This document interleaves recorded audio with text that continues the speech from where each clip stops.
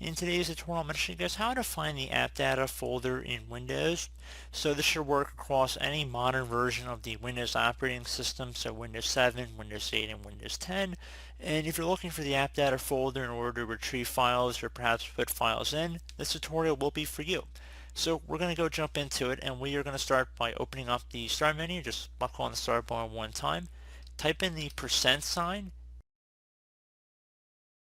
app data, so APPDATA,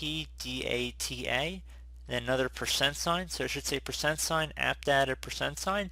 The best result should come back with a file folder here. Left click on that one time, and you might have to give it a moment to load up on the screen, but you can see we are in AppData here, and it directly takes us into the roaming files, but if you just backtrack and left click on AppData up at the top, it'll actually take us into all the AppData files here. So pretty straightforward tutorial there, guys. Do about I was able to work.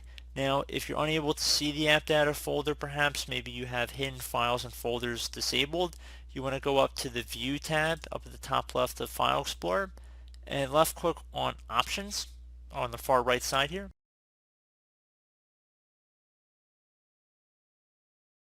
Under View, so left click on the View tab, Hidden Files and Folders, you want to select Show Hidden Files, Folders, and Drives.